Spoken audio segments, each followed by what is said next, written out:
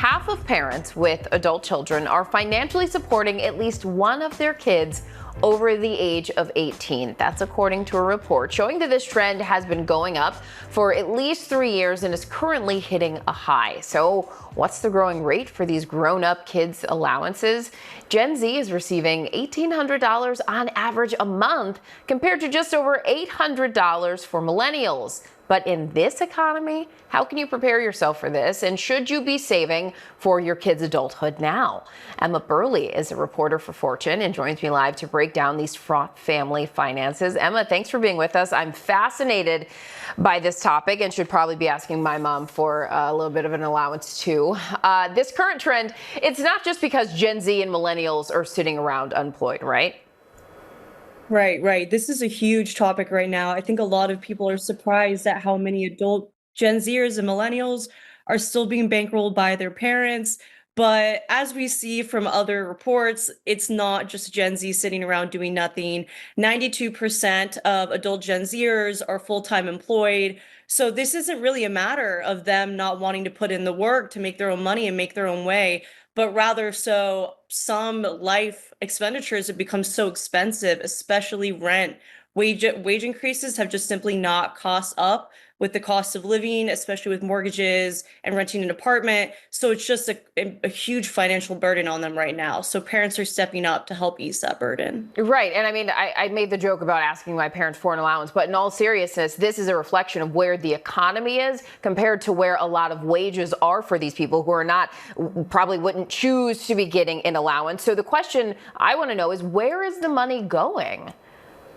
Right. So when we look at this, it's not a lot of frivolous expenditures. It's not, them going on shopping sprees. Oftentimes, Gen Z and millennial adults still needing help from their parents are spending it on daily life expenditures such as rent, food, groceries, tuition, helping pay back student loans, health insurance. These are essentials. So they're leaning on them for these kind of common occurrences when it comes to costs. Yeah, and that makes a lot of sense. And at the same time, as much as there are some parents who are able to help out, this is putting financial stress on those parents as they're getting to retirement age, right?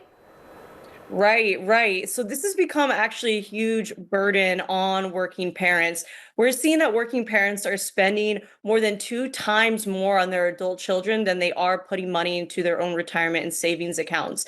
And that's creating huge financial pressure. We're seeing that more than half of parents have sacrificed their own financial well-being in order to support their kids. And they're kind of coming to a certain end with it, More than half of parents are looking to stop subsidizing their Gen Z and millennial children's lifestyles, especially with many curtailing their money for the next 2 years. Yeah, and so should parents be saving now? That's sort of the question. I've got young kids at home, and it does make me think about as I get older, as they get older, are these things that parents of even younger kids need to be thinking about?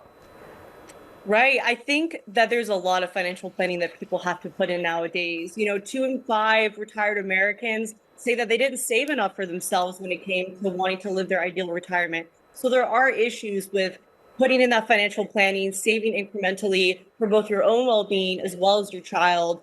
I think that it's always really important to set up an emergency fund just in case kids are short on rent 1 month or can't really meet their bill for their health insurance. But also they should create some financial planning and financial independence with their kids. Adult Gen Z and millennials, they need to kind of start learning how to pave their own way. And I think getting financial assistance, working with a financial advisor can help both the working parent make sure that they're saving enough to live their own ideal retirement, but also set up their kids for success. So there's a few things that people can really work on right now. Absolutely. And as you were pointing out, there's a lot of personal responsibility in there, but at the same time, so much of this is a reflection of where wages are and the economy. So some of it is just the situation that folks are dealing with. Emma Burleigh, thank you so much for being with us to talk about this. Thank you so much for having me.